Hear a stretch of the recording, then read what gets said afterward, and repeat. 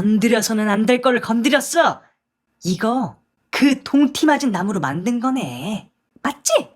누나들, 삼촌들 무서운 얘기 재밌게 들으세요. 자, 안녕하세요.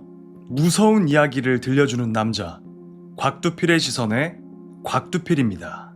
자, 오늘도 저희 네이버 카페에다가 무서운 얘기 올려주신 거를 토대로 읽어드리면서 무서운 얘기를 즐겨보는 그런 시간을 가져보도록 하겠습니다. 자, 곽두필의 시선 네이버 카페입니다. 여기 보시면 무서운 이야기 탭이 있어요. 여기다가 올려주시면 감사하겠습니다. 회원 가입도 많이 해주세요. 첫 번째 이야기, 담벼락 위에 여자아이. 회사를 마치고 편의점에 들려 캔맥주와 안주거리를 사서 집으로 향하던 길이었습니다. 지방에 내려가 취직을 하게 되면서 변두리에 5층짜리 오래된 아파트를 얻어 출퇴근을 하고 있었고, 아파트는 회사와는 조금 멀었지만 혼자서 먹고 자고 생활하는 데에는 별 지장이 없어서 만족하며 지냈습니다. 그날은 일이 조금 늦게 끝나 아파트에 도착하고 나니 시간이 10시가 훌쩍 넘어 있었습니다. 아파트 입구에 들어서니 경비 아저씨는 TV를 틀어놓고 잠이 들어 계셨고, 저는 경비실을 지나 B동을 향해 갔습니다. 아파트는 지은 지 30년이 훌쩍 지난 오래된 아파트라고 들었는데, 얼마 전에 페인트를 다시 칠하고 보수공사도 해서 그런지 오래된 아파트치곤 외관이 그렇게 나쁘지 않았지만 그 구식 아파트 특유의 느낌은 남아있었습니다. 제가 사는 B동은 단지 내에서 좀 구석진 곳에 있었고, 아파트의 바로 뒤는 작은 산이 있었습니다. 그 산과 아파트 사이에는 2m 정도 되는 벽이 있었고, 그 벽이 있는 곳은 아파트 단지 내에서 구석진 곳이라 사람들이 많이 돌아다니지 않았습니다. 그런데 그날은 담 위에 뭐가 서 있는 것 같아 자세히 보니 웬 여자아이가 담벼락 위에 서 있었습니다. 2m가 넘는 담 위에 꼬마 여자아이가 서 있는 걸 보니 걱정되는 마음에 여자아이에게 말을 걸었습니다. 야, 꼬마야, 너 거기서 뭐해? 거기 위험해. 빨리 내려와. 여자아이는 초등학교 저학년 정도 돼 보였고 새하얀 원피스를 입고 있었습니다. 엄마가 아직 안 왔어. 엄마 올 때까지 기다릴 거야. 엄마 언제 오시는데? 너 근데 그 위에 어떻게 올라간 거야? 저기 있는 쓰레기통 밟고 올라왔는데? 나 여기 자주 올라오는데 한 번도 떨어진 적 없어. 떨어진 적 없어도 잘못하다 큰 사고 난다. 빨리 내려와. 너 엄마는 내려와서 기다려도 되잖아. 아, 싫어. 안 내려갈 거야. 아저씨도 여기 올라와봐. 여기 올라오면 엄청 재밌어. 나랑 같이 저쪽까지 걸어가기 놀이하자. 그렇게 몇 번의 실랑이를 했지만 여자아이는 전혀 내려올 생각이 없어 보였고, 좀 더 자세히 보니 쓰레기통을 밟고 올라갔다고 하지만 저 새하얀 원피스가 전혀 더러워지지도 않고 깨끗했습니다. 조금 이상하다는 생각이 들었지만 일단 아이를 저기서 내려오게 하는 게 먼저라는 생각에 꼬마를 좀 더 설득해 보기로 했습니다. 야, 꼬마야, 너 아래로 내려오면은 아저씨가 아이스크림 줄게. 봐봐, 야, 아이스크림 먹고 싶지? 맥주 먹고 먹으려고 사온 아이스크림을 꺼내어 이렇게 보여주면서 꼬드겼습니다. 아, 싫어. 아저씨가 여기로 올라와서 같이 아이스크림 먹자. 야, 이거 아이스크림 한 개야. 너 안 내려오면 아저씨한테 혼난다? 야, 너 몇 동 살아? 너 엄마 오면 다 얘기할 거야. 아, 싫어. 엄마 올 때까지 안 내려갈 거야. 아, 기껏 날도 덥고 피곤한데 이렇게까지 완강하게 고집을 부리니 그냥 집에 갈까도 생각했지만 그러면 계속 신경이 쓰일 것 같았습니다. 그냥 억지로 끌어내려 볼까 생각도 해봤는데 그러다 다치면 더 큰일 나니까 일단 경비실에 가서 경비 아저씨를 불러오기로 했습니다. 경비실로 가니 경비 아저씨는 잠에서 깨어 TV를 보고 계셨습니다. 똑똑똑. 안녕하세요. 301호 청년이네. 이 시간엔 무슨 일이요? 아니, 저기 B동 뒤쪽 담벼락에 웬 그 여자애가 올라가서 이거 내려오라고 해도 이거 도통 내려올 생각을 안 하네요. 아저씨가 보시면 어느 동에 사는 애인지 알 것 같은데 이게 보고 부모님한테 연락을 취하던지 저러다 다치겠어요. 경비 아저씨는 순간 표정이 어두워지며 잠시 아무 말도 없었습니다. 그 아이 혹시 흰색 옷을 입고 있던가? 네, 흰색 원피스 입고 있던데요? 그 아는 애예요? 그 비동 담벼락 뒤쪽은 높이가 10m도 넘는데 여기 사는 아파트 주민들은 다들 알고 있어서 절대 그 벽 위로 올라가는 사람은 없어. 네? 그럼 위험한 거 아니에요? 빨리 가봐야 될 것 같은데요? 아직 이사 온 지 얼마 안 돼서 잘 모르나 보구먼. 그 벽 뒤쪽은 여기 아파트 주민들이 밤엔 절대로 안 가. 가끔씩 흰옷 입은 여자아이 귀신이 나온다는 소문이 돌아서. 나도 소문으로만 들었지 실제로 본 적은 없지만 그 얘기가 사실인가 보구먼. 한여름이었지만 그 이야기를 듣고 온몸에 소름이 돋고 서늘해지는 느낌이었습니다. 그 몇 년 전쯤에 한 남자가 그 담벼락 아래로 떨어져서 뇌진탕으로 즉사한 사건이 있었는데 경찰은 자살이라고 했지만 떠도는 소문에 의하면 그 꼬마 여자아이 귀신한테 홀려서 떨어졌다는 말도 있었어. 혹시 하는 마음에 경비 아저씨와 담벼락으로 갔지만 역시나 여자아이는 보이지 않았습니다. 저는 귀신에 홀린다는 말이 딱 이런 상황이구나 생각을 했습니다. 저는 지금은 그 아파트에 살고 있지 않습니다. 그 일이 있고 얼마 지나지 않아 집을 내놓고 다른 곳으로 이사를 갔습니다. 구식 아파트였지만 생각했던 것보다 집값이 싸고 매물도 많아서 좀 의아했었는데 지금 돌이켜보면 다 이유가 있었던 것 같습니다. 그날 만약 그 여자아이가 담벼락으로 올라오라고 했을 때 따라서 올라갔다면 몇 년이 지난 지금도 생각만 하면 소름이 돋습니다. 와, 첫 번째 이야기는 우리들은 항상 낯선 어른을 조심하라고 하잖아요. 근데 이런 사연을 보면은 낯선 꼬마 아이도 따라가면 안 될 것 같아. 아무튼 낯선 사람들 항상 주의를 해야 합니다. 그게 사람일 수도 귀신일 수도 있으니까요. 자, 두 번째 이야기. 영화 촬영 중에 나타난 귀신. 내 나이 25살이었던 걸로 기억해. 군대 전역 후 복학하기까지 남은 반개월가량 군대에서 배운 찰진 근성 하나로 뭔가 알바라도 해야겠다 그렇게 다짐을 했어. 마침 나이 차이가 많이 나는 우리 형의 친한 친구가 영화판에서 미술감독 일을 하고 있었더랬지. 당시엔 풋내기였지만 지금은 영화판에서 이름만 대도 알만한 꽤 거물급 미술감독이 되어 있어. 그렇게 형의 소개로 영화 미술 알바를 하게 된 거야. 참고로 당시 난 미대생이었거든. 나름 대학 내에서도 한미술 하는 나였는데다가 군대까지 전역했으니 나의 열정과 자신감은 하늘을 찌르고 있었고 미술 감독의 지인이라는 낙하산까지 붕붕 타고 내려왔으니 꽤 중책들을 맡아서 하게 되었지. 미술 감독 부재 시에는 간단한 일들을 대리로 처리하기까지 했어. 영화 촬영 당일 준비된 소품들을 꾸리고 촬영장으로 향한 우리는 순간 오는 멘붕에 어찌할 바를 몰랐어. 공포 영화인 건 알았지만 폐교를 통째로 빌려서 촬영을 하기로 했던 거야. 불필요한 미술팀 일부는 빠져나가고 혹시나 소품에 결함 등이 생길 거를 우려해 미술팀 중엔 나만 촬영장에 남아 대기를 타고 있었지. 이거 절대 여배우 보려고 남은 거 아니야? 절대. 무조건 여배우 보려고 남은 거죠. 건물 3층 아님 4층 복도였을 거야. 가물가물한데 여주가 복도를 걷고 있으면 반대편 복도 끝에서 귀신이 나타나서 쫓아오는 뭐 그런 씬이었는데 젊고 수더분해 보이지만 카리스마 쩌는 감독님이 말하더라고. 야, 이거 핸드헬드로 갈 거니까 촬영하고 조명 남고는 다 계단에서 빠져. 참고로 핸드헬드는 카메라를 들고 같이 뛰면서 촬영하는 기법이야. 그래서 촬영, 조명팀은 감독, 조감독 빼고 전부 다 1층으로 내려갔어. 난 은근슬쩍 감독님 물건이랑 소품을 양손 무겁게 한 채 감독님 뒤에 서 있었어. 다시 한번 말하지만 여배우 한 번 더 보기 위해 남아있던 거 절대 아니야. 여기서도 나왔죠? 무조건 여배우 한 번 더 보려고 남아있었던 겁니다.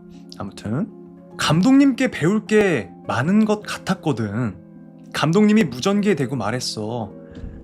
야, 야, 두필아, 너 준비됐냐? 두필이는 여기서 조감독 이름이야.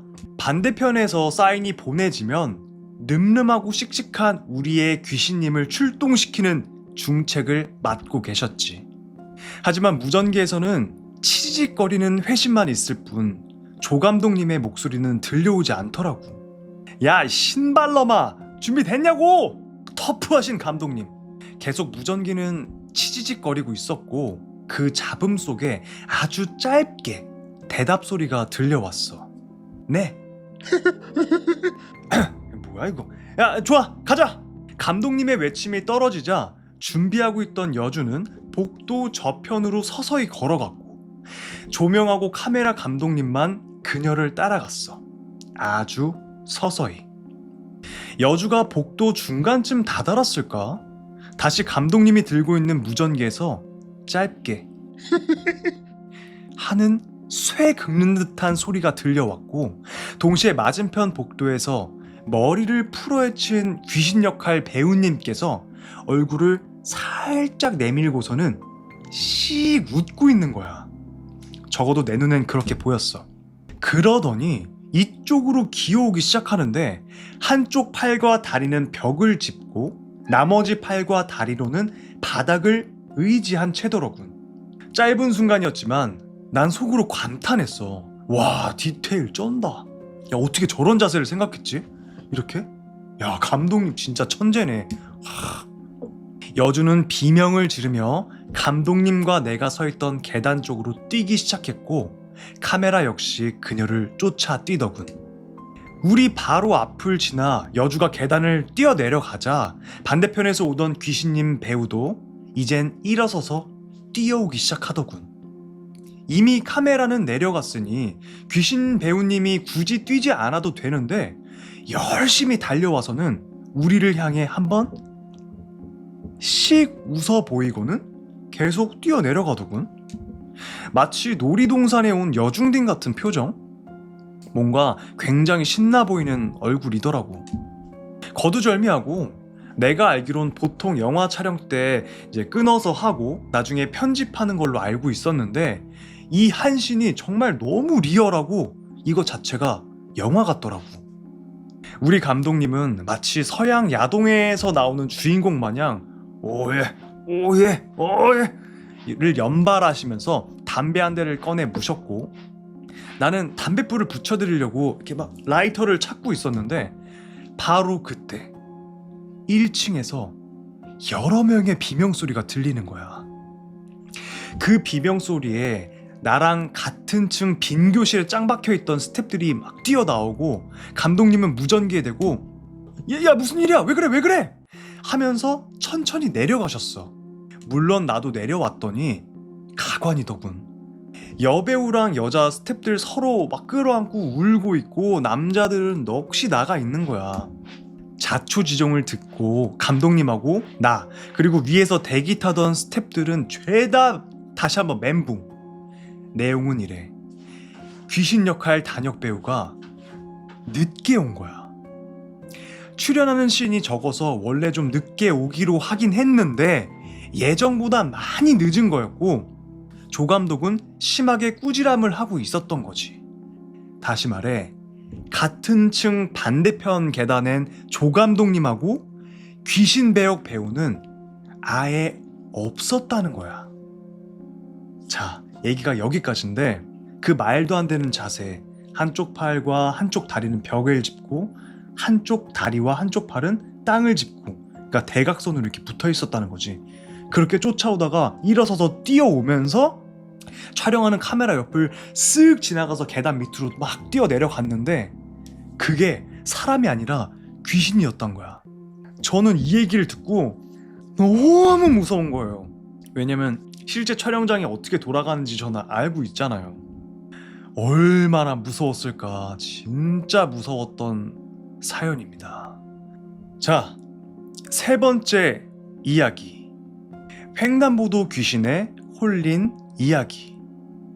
저는 아주 어렸을 때부터 귀신이 보이고 시기도 해서 집안에서 굿도 하고 그로 인해 부모님이 많이 싸우기도 하셨습니다. 저는 살면서 이상한 일을 몇 번 겪었는데 그 중에 한 가지를 써보겠습니다. 15년 전 20살이었던 저는 시골에서 프로게이머를 꿈꾸며 서울로 상경했습니다. 테스트를 통해 프로팀 준비를 하는 클랜에 가입하게 됐고, 그땐 프로게이머 체계가 제대로 잡혀있던 시기가 아니라 PC방에서 연습을 했습니다. 그 사건은 제가 연습생을 시작한 지 한 달 정도 지났을 때였습니다. 그날도 새벽 3시쯤 돼서야 연습을 끝내고 집으로 향하던 길이었습니다. 집으로 가는 길에 큰 사거리가 있었고 횡단보도 하나만 지나서 걸어가면 바로 집으로 가는 길이었기 때문에 그날도 집으로 가기 위해 횡단보도에 서서 신호를 기다리고 있었습니다.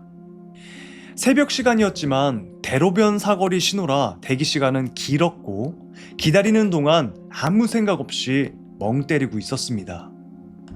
그런데 분명 저 혼자 서 있는 게 분명한데 문득 누군가 있다고 느껴서가 아닌 그냥 제 의지와는 상관없이 고개가 오른쪽으로 쓱 돌아갔는데 제 옆엔 웬 교복을 입은 여고생이 나란히 서 있었습니다.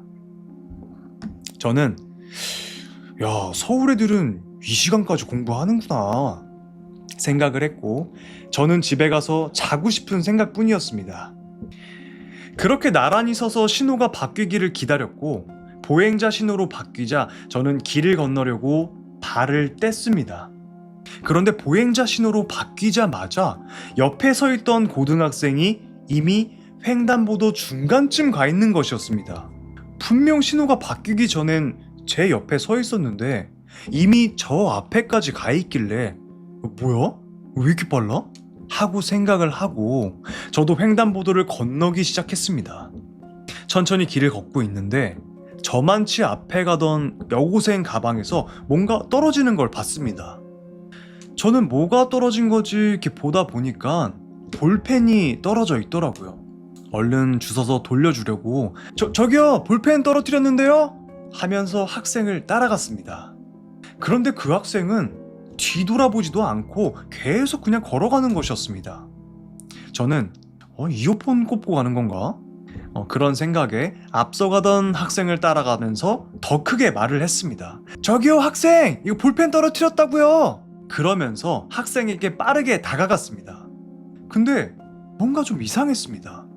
그 학생은 다리를 약간 절면서 천천히 걷고 있는데 저는 따라잡으려고 빠른 걸음으로 다가가는데 이상하게 거리가 좁혀지지 않았던 거였습니다. 저는 숨이 차오르기 시작했습니다. 그냥 평소 같았으면 볼펜 같은 건 안 주워줘도 그만인데 이상하게 무조건 볼펜을 돌려줘야겠다는 생각뿐이었고 그 사이 학생은 도로 끝에 있는 코너를 지나 들어갔고 저도 따라서 들어갔습니다. 코너를 지나니 아파트 주변에 있는 화단 같은 곳이었는데 학생은 그 화단 쪽을 보며 뒤돌아 서 있었습니다. 저는 볼펜을 건네주려고 학생, 이거 볼펜 떨어뜨리고 갔어요. 이거 가져가셔야죠. 라고 말했고 그 말을 들은 학생이 뒤를 돌아봤을 때 저는 심장이 멎는 줄 알았습니다. 희미한 가로등 불빛 사이로 비친 학생의 모습은 얼굴이 반쯤 쓸려서 갈려있는 모습이었고 팔다리는 여기저기 긁힌 데다 온몸이 피떡이 돼 있었습니다. 볼펜을 돌려주려 뻗었던 손은 학생과 눈이 마주친 순간 가위에 눌린 듯이 그대로 굳어버렸습니다. 반쯤 갈려버린 얼굴과 눈을 마주친 상태로 어떻게든 이곳을 벗어나고 싶었지만 몸을 움직일 수가 없을 정도로 몸이 덜덜덜 떨려왔습니다. 저는 외마디 비명조차 낼 수 없을 정도로 몸은 돌처럼 굳어 있었고 반쯤 갈려버린 얼굴과 그 눈빛을 피하려 눈을 질끈 감고 싶었지만 눈도 감아지지 않을 만큼 공포가 온몸을 지배했고 그 상태로 그저 학생을 보며 굳어 있었습니다. 그렇게 한참을 아무 말 없이 저를 지켜보던 그 학생은 그대로 뒤돌아서서 다시 절룩거리며 걸어갔습니다. 화단 쪽으로 걸어가던 학생은 화단 밑 그림자 속으로 쓱 하고 사라졌고 동시에 가위 눌린 듯 움직이지 않던 몸도 으카! 하는 소리와 함께 풀렸습니다. 저는 다리에 힘이 풀려 그 자리에 털썩 주저앉아 덜덜 떨면서 내가 뭘 본 거지? 나 여기 왜 와 있는 거지? 저거 도대체 뭐야? 이런 생각을 해보았지만 제 머리론 이해가 안 되는 상황이었고 얼마간의 시간이 흐르고 어느 정도 정신이 돌아와 너무 무서워서 당시 동갑내기 연습생 친구에게 전화를 하려 핸드폰을 꺼내려 했는데 그때 알았습니다. 손에 쥐고 있던 건 볼펜이 아니라 나뭇가지였다는 것을. 저는 그때부터 엉엉 울면서 덜덜 떨리는 손으로 친구에게 전화를 걸어 친구를 불렀습니다. 친구는 우는 목소리를 듣고 바로 찾아왔고 제가 겪은 일을 설명하니 그날 하루는 친구의 집에서 자게 됐습니다. 그 후 다시 연습생 생활을 하던 중에 그 친구가 제게 말해줬습니다. 제가 있던 그 화단이 있던 그 근처의 아파트에서 오래전에 어떤 학생이 투신 자살을 한 일이 있었는데 네가 봤던 건 아마도 그 학생 아니었을까? 라고 말이죠. 저는 귀신에 홀린다는 말을 이 일로 인해 확실히 알게 되었습니다. 그때 겪었던 그 사건 때문에 15년이 지난 지금도 가끔씩 횡단보도에 서 있는 꿈을 꾸기도 합니다. 저는 그 꿈에서 신호가 바뀌어도 건너지 않고 그냥 서 있습니다. 칠흑같이 어두운 새벽 어느 날 횡단보도를 혼자 건너실 땐 주위를 꼭 한번 둘러보시길 바랍니다. 라는 이야기였습니다. 이 이야기도 첫 번째 이야기와 마찬가지로 귀신에게 홀리는 그런 이야기였죠. 정말 나뭇가지인지도 모르고 주워서 볼펜인 줄 알고 막 따라갔다는 거야. 와, 생각만 해도 무섭습니다. 야, 디오라 무섭게 왜 그래, 울지마. 여러분도 항상 혼자 건너실 때 주위를 잘 살피시기 바라겠습니다. 자, 네 번째 이야기. 무당 친구와의 통화. 어린 시절 신을 받아 점도 보고 생계를 꾸리는 어린 무당 친구가 있다는 걸 알려줄게. 나는 여자 사람으로 오피스텔에 혼자 살고 있었어. 그날도 야근에 지친 몸을 겨우 씻고 침대에 누웠지. 그 친구가 카톡으로 안부를 묻길래 오랜만에 목소리도 들을 겸 통화 버튼을 눌렀어. 그날따라 친구 목소리가 굉장히 즐거워 보이더라고. 나도 덩달아 즐거워하면서 한참 통화를 나누다가 인사를 하고 끊었어. 그날도 어김없이 원룸 안에 불을 모두 켜놓고 잠에 들었는데 여기서 난 무서움을 많이 타서 잘 때 항상 불을 켜두거든? 절대 잠결에 불을 끈 적이 없지. 침대는 방 가장 안쪽에 있고 불 스위치는 현관문 바로 앞이라 잠결에 끌 수 있는 그런 상황도 아니고 말이야. 근데 그날따라 문득 눈이 떠졌는데 방 안이 캄캄한 거야. 놀래가지고 핸드폰 시계를 보니 2시쯤이더라고. 방 안 불이 모두 꺼져 있어서 너무 무서웠어. 얼른 불을 켜고 다시 누웠는데 한참을 뒤척였는데도 잠이 안 오더라고. 자기 전 마지막 통화와 카톡이 그 친구여서 무서움을 떨칠 겸 장난삼아 카톡을 하나 보냈어. 야, 모기 때문에 잠이 깨서 잠이 안 오네? 라고 말이야. 답시는 없었고 그렇게 그 후로 바로 잠에 들었어. 다음날 아침 친구한테서 바로 전화가 걸려왔어. 내가 새벽에 뜬금없이 카톡 보낸 게 미안해서 야, 잠 깼으면 미안해 이라고 말하려던 찰나 친구가 어제 잠 깬 거 말고는 너 아무 일 없었지? 이렇게 묻는 거야.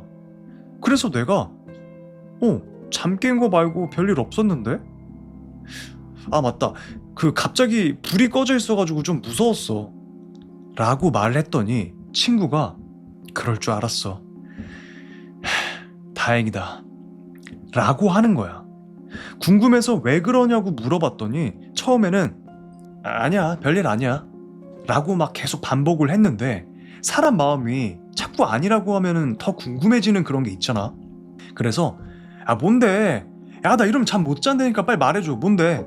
라고 계속 물었더니 결국은 대답을 해주더라고. 아니, 어제 너 무서울까봐 일부러 내색 안 했는데 통화 중에 너 혼자 있다고 했잖아. 근데 자꾸 옆에서 남자 목소리가 희미하게 들리는 거야. 그게 혼선이라 그런 게 아니었고 네가 대답할 때마다 정확히 그래서? 라고 대꾸를 하더라고. 그때 딱 목소리가 사람이 아닌 게 느껴졌고 이상하게도 네 옆에 뭐가 있다는 느낌이 확 들었어. 일부러 그래서 더 신나게 통화를 했는데 목소리가 점점 덜 들리고 위험한 느낌도 아니라서 통화를 끝낸 거야. 너 혹시 얼마 전에 초상집 다녀온 거 아니야? 그 뒤로 며칠 동안 찜질방이랑 친구 집을 전전했어. 그 전주에 초상집을 다녀온 것도 맞고 라는 이야기였습니다. 와, 이거 상상하면 이제 너무 무섭지 않아요? 상갓집에서 딸려온 거지. 그래서 여러분들 상갓집 갔다 오면은 무조건 소금을 뿌리셔야 합니다. 저도 그런 경험이 있어가지고 제 지난 영상에 영상을 만들어서 올렸으니까 한번 봐보세요. 정말 소금 안 뿌리면 진짜 무서운 일 당합니다. 네 번째 이야기였고요. 자, 다섯 번째 이야기. 동티. 자, 동티란 땅, 돌, 나무 따위를 잘못 건드려 지신을 화나게 하여 재앙을 받는 일 또는 그 재앙이라고 합니다. 건드려서는 안 될 것을 공연히 건드려서 스스로 걱정이나 해를 입음 또는 그 걱정이나 피해를 비유적으로 이르는 말이라고 합니다. 영화 파묘 보신 분들은 이 동티라는 말을 접해보신 분들이 있을 거예요. 거기서 왜 무덤 파다가 사람 얼굴 한 그 뱀 있죠. 뱀을 삽으로 내리쳐서 죽였잖아. 그걸 동티, 잘못 건드려서 저주를 받은 거죠. 그 이야기입니다. 아는 분의 할머니가 겪으신 이야기야. 편의상 그냥 할머니라고 할게. 할머니가 갓 피어난 진달래처럼 곱디 고운 새댁이었던 시절, 당신은 먹고 살기 힘들었던 60년대였고 가난하다 못해 가진 것이 없던 할아버지와 등 떠밀려 결혼하고 산속에 운막 같은 나뭇집을 짓고 살았다고 한다. 그러다 아이 셋을 낳고 없는 살림이나마 조금씩 넓혀가고 있었다고. 할머니 할아버지는 논밭을 일구어 논밭에서 나는 농작물을 장에 내다 팔아서 생계를 이어가고 있었는데 열심히 일한 덕에 송아지 한 마리를 구입할 수 있었고 그 송아지가 소가 되어 밭일에 톡톡히 도움이 되던 어느 날이었다고 한다. 여느 날과 다름없이 할아버지는 땔감을 구하기 위해 산으로 가셨고 그날따라 무언가 어두워진 표정으로 돌아오셨는데 그날 밤부터 시름시름 앓기 시작하셨다고 한다. 그 다음날 할머니는 할아버지가 너무 무리를 해서 몸살이 나셨나 싶어서 장애가 약을 사와 다려 먹이셨는데 큰 차도는 보이지 않았고 이상하리만큼 그날따라 갓난아기였던 막내는 자꾸만 경기를 일으키며 울고 외양간의 소도 무언가 불안한 듯이 벌개진 눈으로 연신 음모 하면서 울었다고 한다. 소야 워낙에 겁이 많은 짐승이라 지나가는 들짐승이라도 보고 놀랐겠거니 하고 넘기셨는데 다음날 외양간을 살펴보니 개거품을 물고 쓰러진 채 눈이 뒤집혀 있더라고 한다. 깜짝 놀란 할머니는 집안의 큰 재산이자 일꾼인 소를 잃게 될까봐 얼른 주변 마을 어른분들께 부탁해서 소를 돌보았으나 소는 그날 밤에 죽었다고 한다. 잘못 먹은 것도 없고 특별히 병을 앓은 것도 아닌데 이유도 잘 모른 채 소가 죽었다고. 한편 경기를 일으키며 울던 막내 또한 잘 먹던 젖도 전혀 먹지 않고 하루 종일 칭얼거리기만 했는데 갑작스레 할아버지 또한 소가 그랬던 것처럼 열이 펄펄 끓면서 입가에 개거품을 물고 흰자위를 드러내 보이면서 허공에 손을 휘저으면서 헛소리를 하시더란다. 오지마 저리가. 그제서야 할머니는 뭔가 잘못돼도 단단히 잘못됐구나, 이러다 바깥 양반도 소처럼 큰일 나겠구나 하는 생각이 들었다. 동시에 아주 옛날 할머니가 어릴 적에 어르신들께 들은 동티 맞은 이야기가 퍼뜩 생각이 나시더란다.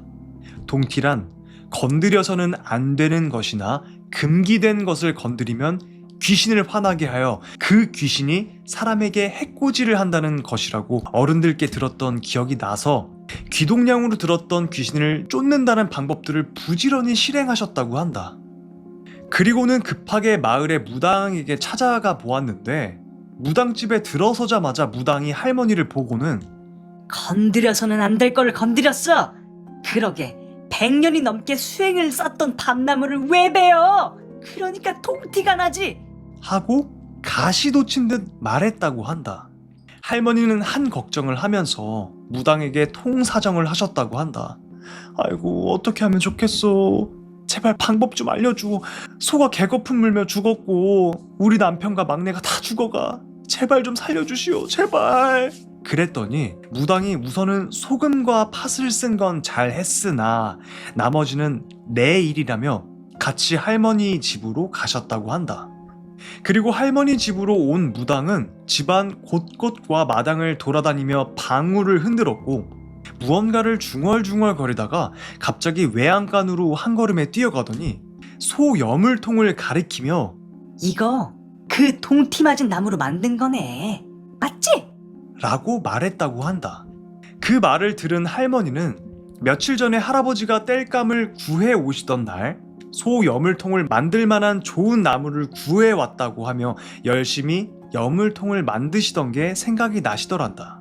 무당은 동티 맞은 나무로 만들었던 소 여물통을 가지고 가면서 오늘 밤만 지나면 무사할 거야. 라고 말하고 가버렸다고 한다. 그리고 그 밤이 지나자 기이하게도 언제 그랬냐는 듯이 할아버지는 멀쩡하게 일어나 일을 하셨고 젖을 먹지 않고 울면서 기운을 다 잃어가던 막내도 평소처럼 젖을 먹기 시작했다고 한다. 할머니는 지금도 종종 그런 말씀을 하신다고 한다. 밖에 나가면 돌이든 나무든 아무거나 주워오지 말고 아무것도 해치지 말라고 라는 이야기였습니다. 모든 무서운 이야기는 다 좀 비슷비슷한 그런 맥락이 있는 것 같아. 아까도 말했지만 장례식장을 갔다 오면 소금을 꼭 뿌려야 되고 그 다음에 밖에선 낯선 물건을 주워오면 안 되고 막 오래돼 보이는 동상을 막 그냥 부시거나 이런 행동은 절대 하지 말라. 이제 하지 말라는 건 하지 말아야 돼요. 꼭 하고 그걸 받는다니까. 자, 이어서 6번째 이야기. 시골 외삼촌 댁. 어릴 적 지금은 돌아가신 삼촌과 숙모께서는 저를 무척 귀여워해 주셨습니다. 외가의 장남이셨던 삼촌은 할아버지로부터 토지와 살림 대부분을 물려받으셨습니다. 덕분에 직업을 가지지 않고도 세상사에 관여하지 않으며 토지 임대료만으로 유유자적하게 살아가셨습니다. 진짜 부럽다. 삼촌 내외는 마을에서 조금 떨어진 오래된 단층집에서 아이도 없이 조용히 살고 계셨습니다.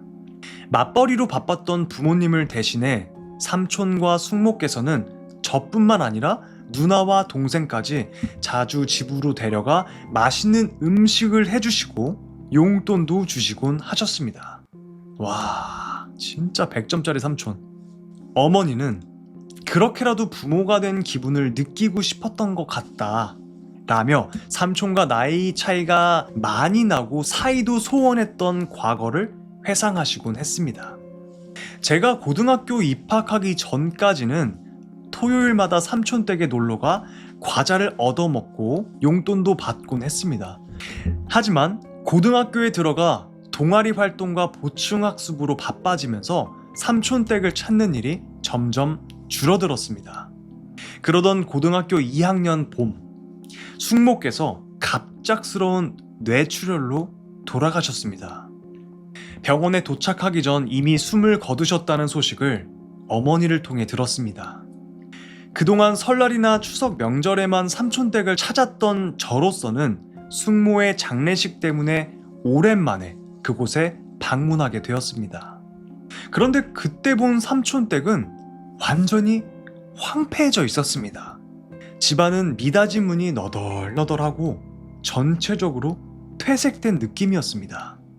빨랫감은 한데 쌓여 있었고 예전부터 집안일을 돕던 가정부께서도 보이지 않았습니다. 알고 보니 숙모께서 돌아가시기 얼마 전에 나이가 많아 일을 그만두셨다고 했습니다. 삼촌, 괜찮으세요? 숙모를 잃고 혼자가 된 삼촌의 상황이 걱정되어 조심스럽게 여쭤보았지만 삼촌은 공허한 표정으로 라는 짧은 대답만 하셨습니다. 한 사람뿐이던 가족을 잃은 삼촌의 모습은 보는 이마저 안타까움에 마음이 무너져 버릴 정도였습니다. 아버지는 가정부를 여러 차례 구하려 했지만 새로운 가정부들 모두 얼마 지나지 않아 일을 그만두고 떠나곤 했습니다. 그 이유는 얼마 후에야 알 수 있었습니다. 중림 안에 있는 낡은 단칸집에 아무래도 사람이 아닌 무언가가 있는 것 같아요. 어느 가정부가 그렇게 말하며 일을 그만두었다고 했습니다. 시간이 흘러 저는 도쿄의 미술대학에 진학하게 되었습니다. 고향을 떠나기 전 삼촌께 인사를 드리고 오라는 부모님의 말씀에 고향을 떠나기 며칠 전 삼촌 댁을 다시 찾았습니다. 그런데 이번에 본 삼촌 댁은 숙모께서 돌아가셨을 무렵 황폐했던 모습이 온데간데 없이 깔끔하게 그리고 단정해져 있었습니다. 저는 새로운 가정부가 일을 잘하시는가 보다 생각을 하면서 삼촌께 물었습니다.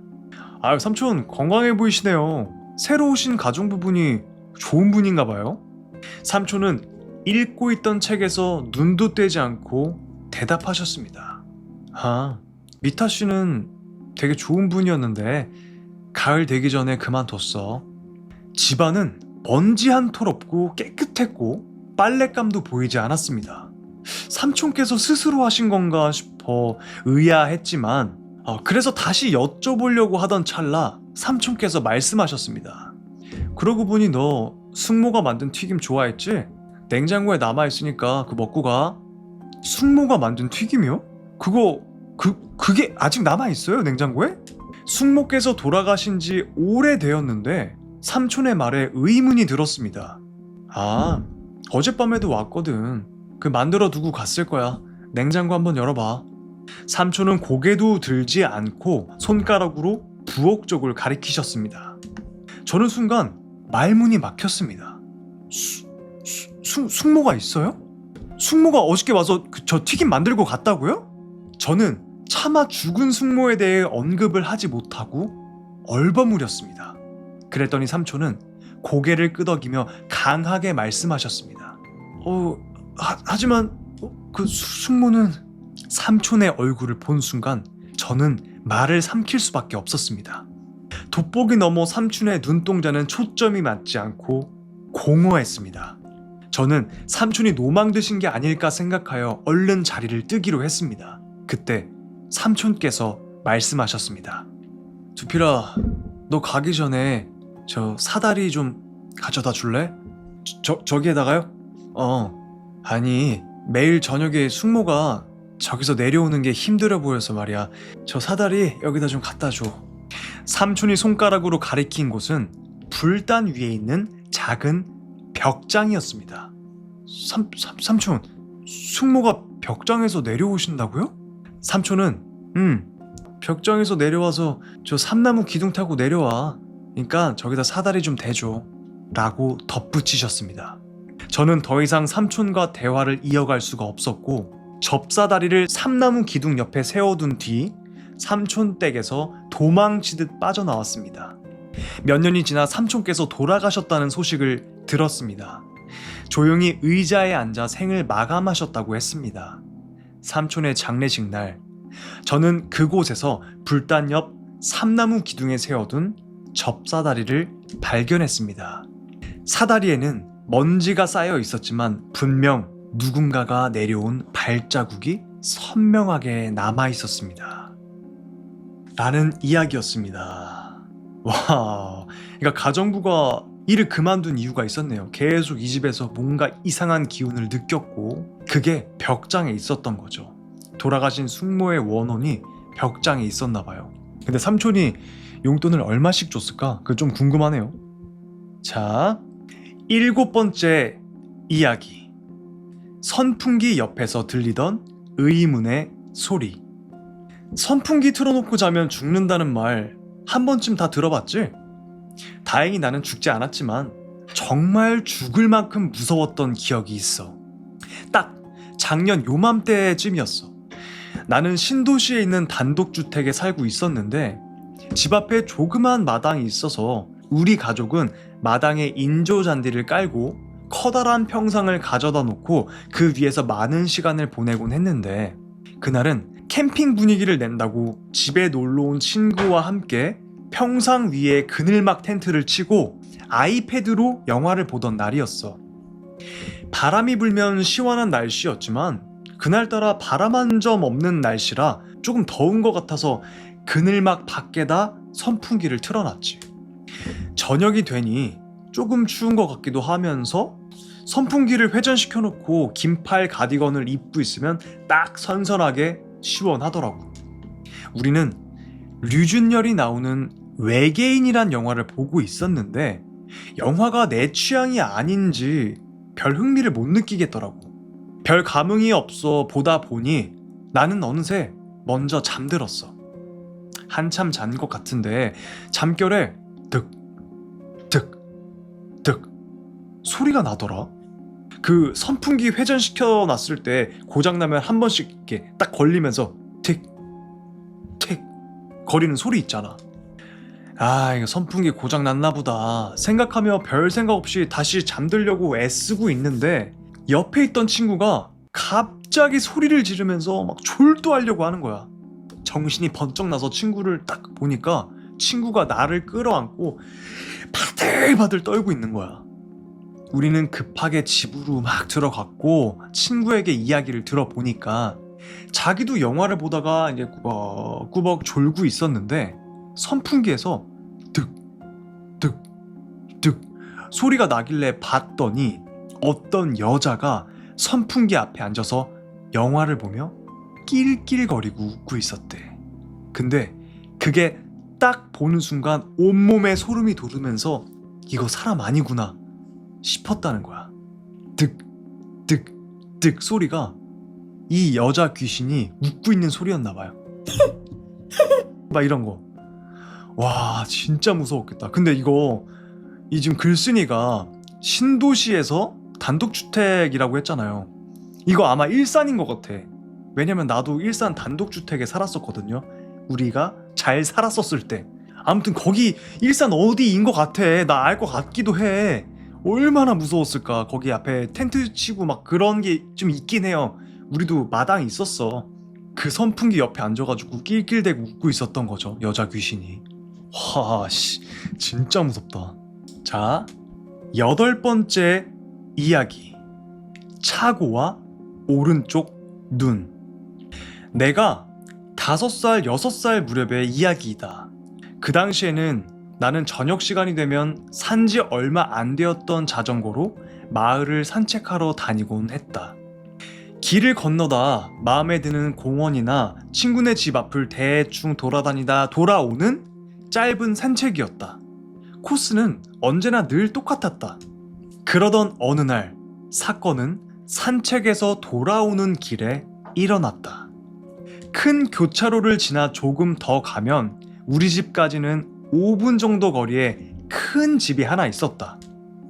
그 집의 차고 앞에는 언제나 무엇인가를 찾고 있는 것처럼 항상 아래를 바라보고 있는 여자가 있었다. 닫혀있는 차고의 문 앞에서 나는 그 집이 있는 도로 반대편에서 자전거를 타고 집으로 돌아갔기에 얼굴은 안 보였지만 붉은색 윗도리에 회색 치마를 입은 긴 생머리의 여자였다. 매일 그 여자가 차고 앞에 서 있었기에 요즘 뭐 하는 거지? 라고 생각을 했지만 반대편으로 돌아가 보는 것도 귀찮아서 단지 그 여자를 바라보며 집으로 돌아갈 뿐이었다. 나 같았으면 돌아가서 봤을 거야. 아무튼 그리고 어느 날 어느 때처럼 그 집 앞을 지나가는데 차고 앞에 사람들이 잔뜩 모여 있었다. 뭐지? 라고 생각하며 평소보다 더 천천히 자전거를 밟아서 그 집 앞을 지나가 돌아왔다. 셔터가 열린 차고 앞에 모인 사람들 중 그 항상 보이던 여자가 없었다.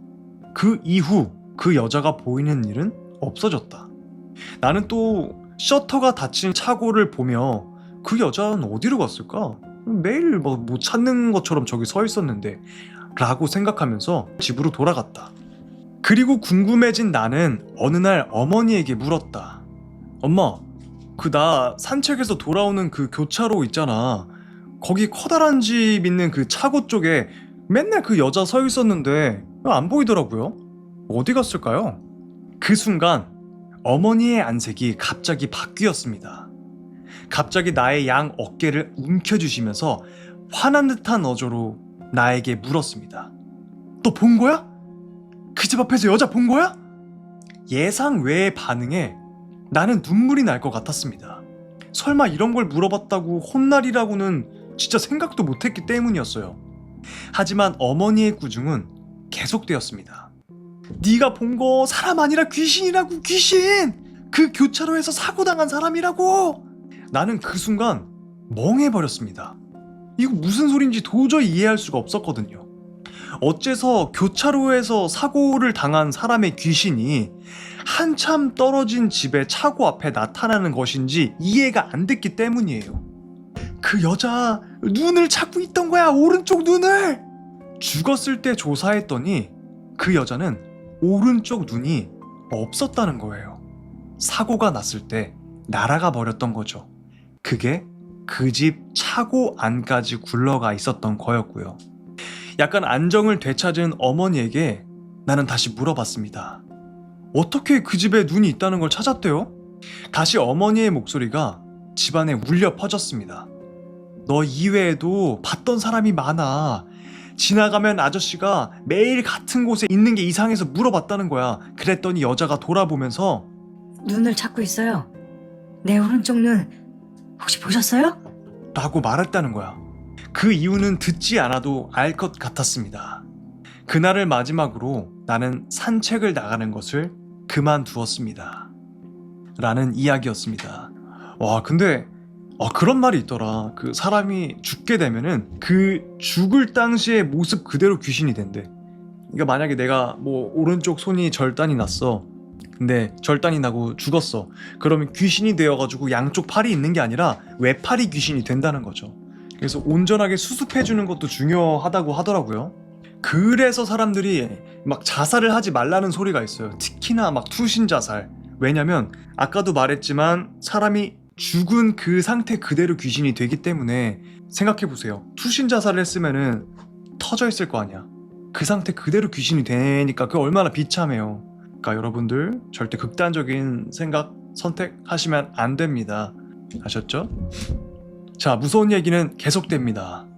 자, 9번째 이야기. 카운티 버스. 저희 부대에는 카운티라고 불리는 버스가 하나 있었습니다.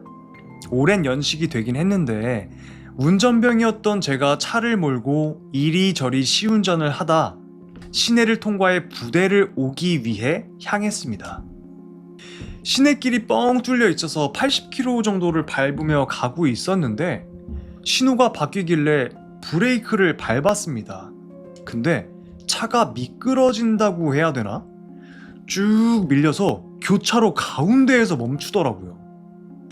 욕을 오질나게 먹고 난 뒤에 부대 가서 손 보기로 하고 정비사분께 말씀을 드렸더니 아무 문제가 없다고 하시더라고요.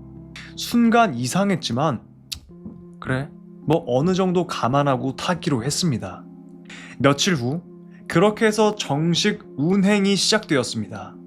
간부들 출근과 퇴근, 여타 운행들. 근데 가끔 장거리 운행을 갔다가 간부 숙소를 들렸다 오면 혼자 복귀하는 일이 잦았습니다. 이상하게 버스라는 건 혼자 타면 굉장히 무섭더라고요. 룸미러로 누군가 뒤에 있나 없나 계속 확인하게 되더라고요. 진짜 그런 것 같아. 빈집에 혼자 있어도 막 그러잖아요. 특히나 큰 집 같은 경우. 그러다 한 날은 안개가 무지 많이 낀 날이었습니다. 짙은 안개가 끼는 날은 많지는 않았는데 그날따라 짙은 안개가 꼈습니다. 그날도 가로등이 하나 없는 곳을, 정말 그런 곳을 갈 때는 너무 무서웠을 텐데 선인병 조수를 데리고 복귀하던 날이라 다행이었죠. 속도는 30km.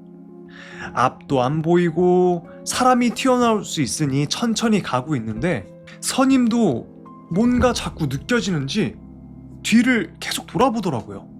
선임이 말했습니다. 야, 버스 뒤에 그 불 켜고 달리면 안 되냐? 왜 그러십니까? 아이씨, 뒤에 뭐 있는 것 같은데. 왜 그러십니까? 무섭게. 그럼 뒤에 등 하나만 켜겠습니다. 비쳐서 전방이 잘 안 보입니다. 야, 다음부터 밤에 나 선탑으로 태우지 마라 하길래 뒤에 내부등을 켜려고 하는데 누르지도 않은 비상등이 톡톡톡톡톡톡톡 정말 소름 돋더라고요. 이게 꺼졌다 켜졌다 멈추지도 않더라고요. 부대에 돌아와서 차고에 차를 놔두자마자 시동을 끄고 차키도 뽑지 않고 선임과 저는 내무실로 도망갔습니다. 이런 일이 비일비재해서 차가 오래돼서 그러려니 했습니다. 그러다가 파견을 어느 한날 가게 되었는데 여기서 귀신을 본다는 아저씨를 만나게 되었습니다. 그러다 그 아저씨와 버스를 같이 탈 일이 생겼는데 아저씨가 차를 타자마자 벨트랑 머리 위에 손잡이를 부여잡으시더라고요.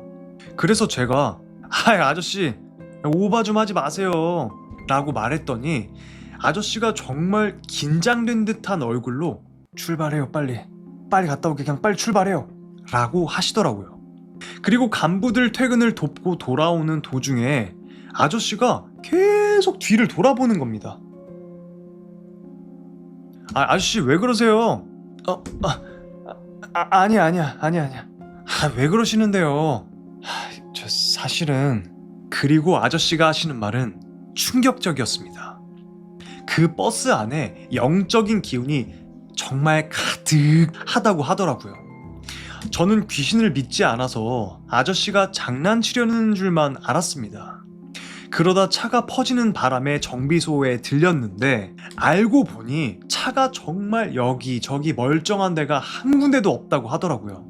그러다가 한 선임한테 며칠 후에 들은 이야기인데 그 버스가 예전에 엄청 큰 사고로 모든 부대원이 즉사했던 버스인데 1급 정비사들이 사용할 수 있는 부품들을 겨우겨우 살려내서 다시 운행을 시킨 버스라고 하더라고요.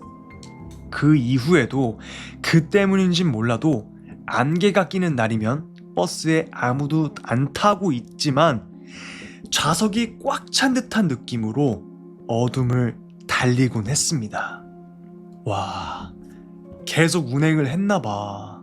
그쵸, 군대는 까라면 까야 되니까. 내가 무섭다고 저 이 버스 무서워서 안 타겠습니다. 이 새끼가 미쳤나, 타? 그럼 타야죠. 역시 귀신보다 무서운 건 간부와 선임. 넓은 집에 나 혼자 있을 때 괜히 뭔가 있는 것 같은 느낌이 들 때가 있잖아요. 물론 안 들 때도 있지만 근데 사람의 육감이라는 게 생각보다 예리한 부분이 있대요. 그래서 왠지 뭔가 있을 것 같은 느낌이 들 때 있잖아. 우리 문득 그때 있는 거래 진짜.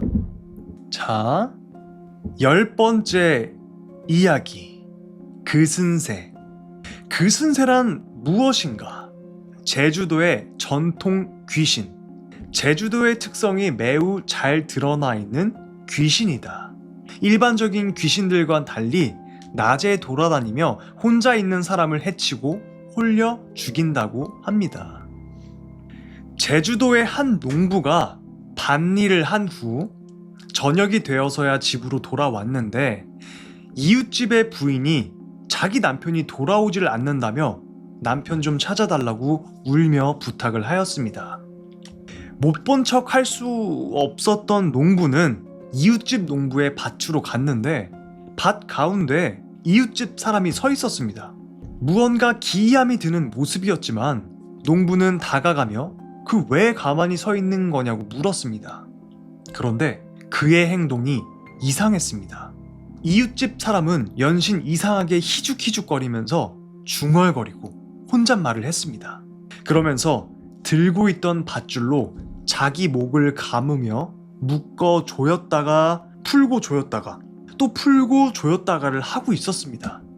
그 기이한 광경에 놀란 농부는 얼어버렸고, 밧줄을 만지던 이웃 사람은 줄을 가지고 밭 근처 나무로 다가가선 나뭇가지에 줄을 걸쳐 고리를 만들고 목을 매달려고 하는 것이었습니다. 그제서야 정신을 차린 농부는 이웃집 사람을 계속 말리면서 사람 살려! 사람 살려! 소리를 쳤고, 마침 밭일을 하고 집으로 돌아가던 다른 농부들이 이 소리를 듣고 달려와서 이웃 사람을 구할 수 있었습니다. 이웃 사람은 이틀 뒤 깨어났지만 여전히 정신이 나가 있는 상태였고, 결국 마을에서 굿을 하는 등 한바탕 난리가 났습니다. 다행히도 며칠 뒤 가까스로 정신을 차린 그 이웃집 사람이 말하길, 밭을 한참 갈고 있었는데 뭔가 자그마한 몸집을 가진 어린아이 같은 게 공중에서 이렇게 날아와서 줄을 자신의 목에 걸고 당겼다 놓았다, 당겼다 놓았다 하였다는 것이었습니다. 놀란 이웃 사람이 그 어린아이 같은 걸 막 뿌리치려고 하자 아이는 그의 어깨를 붙잡은 채로 귓속말로 휘파람인지 새소리인지 같은 소리를 냈고, 그 소리를 들은 이웃 사람은 그야말로 정신이 나간 채 시키는 대로 움직였다는 것이었습니다. 이 소리를 들은 마을 사람은 이거 그슨새가 나타났다, 그슨새다 라고 했는데, 그슨새는 제주도의 전통 요괴 혹은 귀신으로 지프로 만든 우장을 쓴 아이의 형상이며 혼자 있는 사람을 홀려서 해치고 죽인다고 전해집니다. 그슨새에게 홀린 사람은 정신이 빠지게 되고 스스로 죽음을 선택한다고 하는데, 그슨새의 최면은 단 한 사람에게만 통하기 때문에 다른 사람이 그슨새에 홀린 사람의 행동을 저지하면 사라진다고 합니다.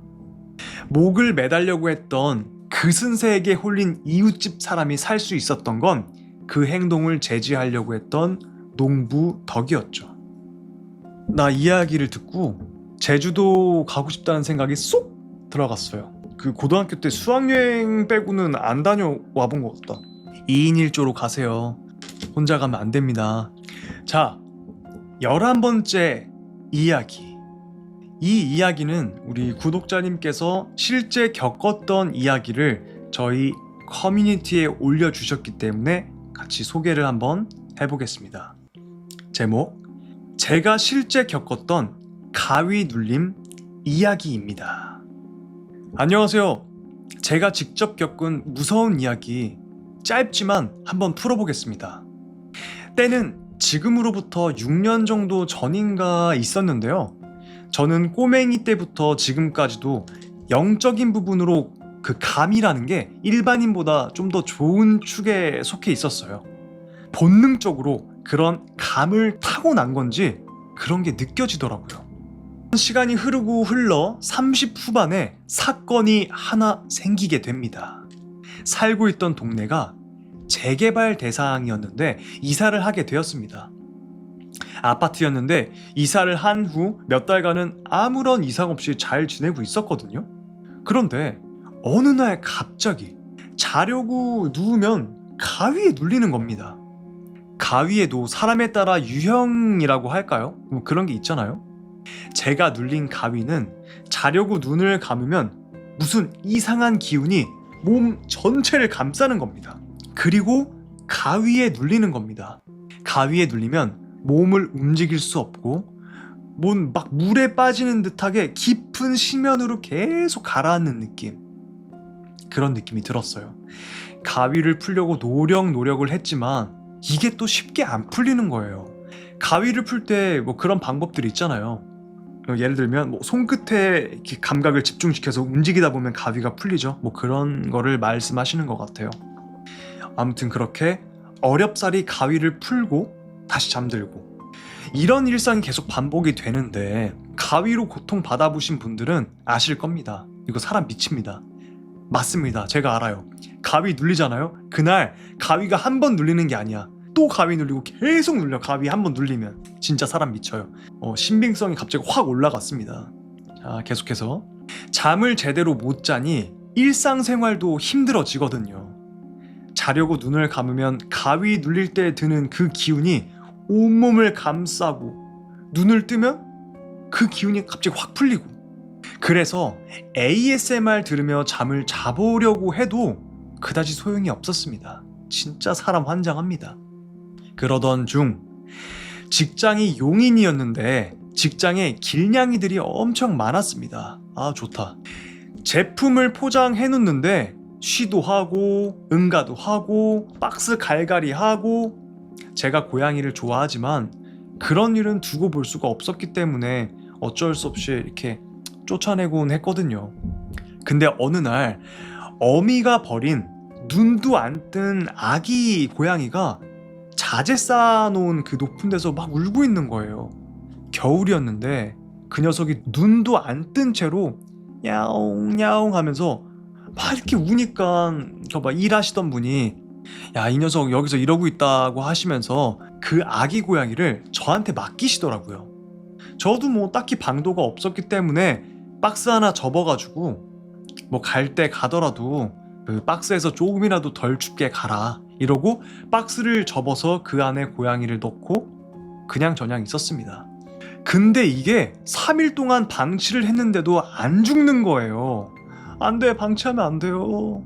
그래서 이건 안 되겠다, 너는 내가 책임을 지겠다 하고 퇴근 후 동물병원에 가서 분유통하고 분유를 사서 다음날 가니까 그 고양이가 아직도 살아있더라고요. 그래서 밥도 안 먹고 바로 분유를 타서 그 아기 고양이에게 먹였습니다. 그리고 그날 바로 집으로 데리고 오고 기르기 시작을 했죠. 그런데 가위 눌림은 계속 진행 중이었습니다. 잘 때 머리 위치를 바꿔보고 자는 위치를 바꿔보고 그래도 소용이 없더라고요. 이제는 그냥 포기. 그냥 가위 눌려 뭐. 가위를 눌리거나 말거나 그냥 자버리는 상태까지 와버린 거예요. 집에 데려온 고양이는 이제 눈도 뜨고 팔팔하게 집안 염탐을 하면서 적응을 하고 있었고, 어느 정도 자라서 책상에도 막 폴짝폴짝 뛰어 올라가고 아주 귀엽게 자라고 있었습니다. 그러던 중 결정적인 사건이 생깁니다.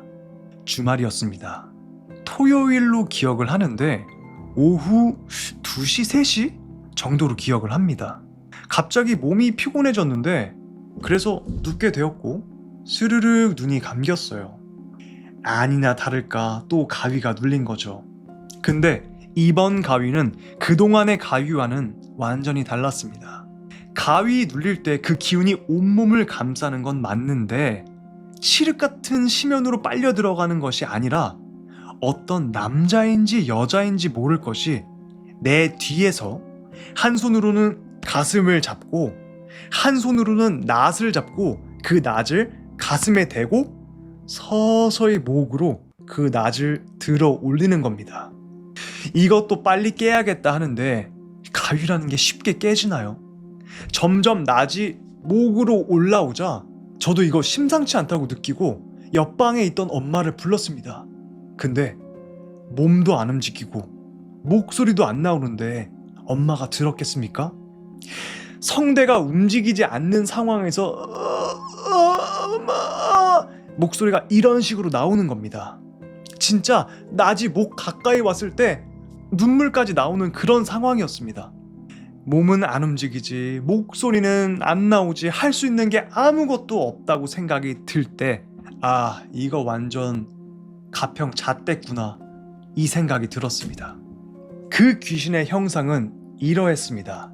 산발을 한 긴 머리를 했고 입이 귀까지 찢어져 있었고 눈은 시뻘갰어요. 바로 그 순간 가위에서 풀렸습니다.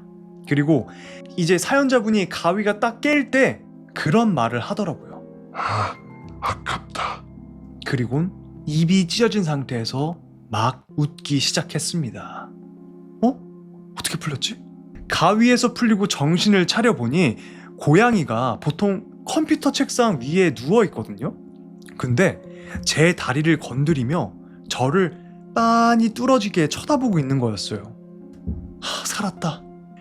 한숨 쉬고 안도했습니다. 정말 신기한 게 고양이는 이불을 덮고 누워있거나 잠을 자도 집사 다리나 신체는 잘 안 건드리거든요. 하필 그때 다리를 건드려 가위를 풀어줘서 살았다는 생각이 들었습니다.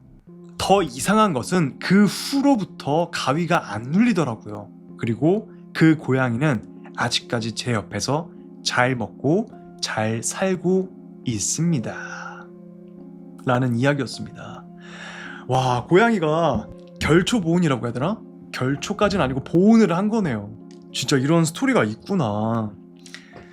자, 여러분, 오늘 준비해온 이제 무서운 얘기는 이렇게 게시판에 올려주신 무서운 이야기 10가지와 구독자님의 실제 사연까지 한번 들려드려 보았습니다. 어떻게 재밌게 들으셨나요? 아이고,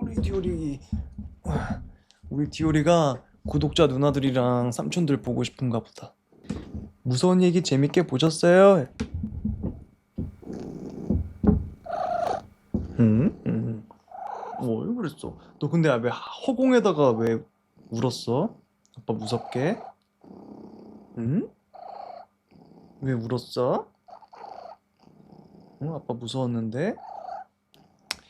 아까 디오리가 허공에다가 갑자기 무서운 얘기하고 있는데 막 우는 거야. 너무 무서웠어요. 디오리 아빠 유튜브 계정 하나 만들어줄까? 디오리 유튜브 할래? 응? 근데 아빠 편집해야 돼서 안 돼. 디오라, 그거 우리 구독자님들 중에서 응? 가위 눌리셨을 때 가위를 풀어준 그런 기특한 양이가 있대. 너도 그럴 거야? 응? 너도 아빠 지켜줄 거야? 응? 그럼 끝인사 디오리가 해줄래? 곽두필의 시선 구독자님들 행복한 밤 보내시고요. 야한 꿈 꾸세요. 안녕. 안녕.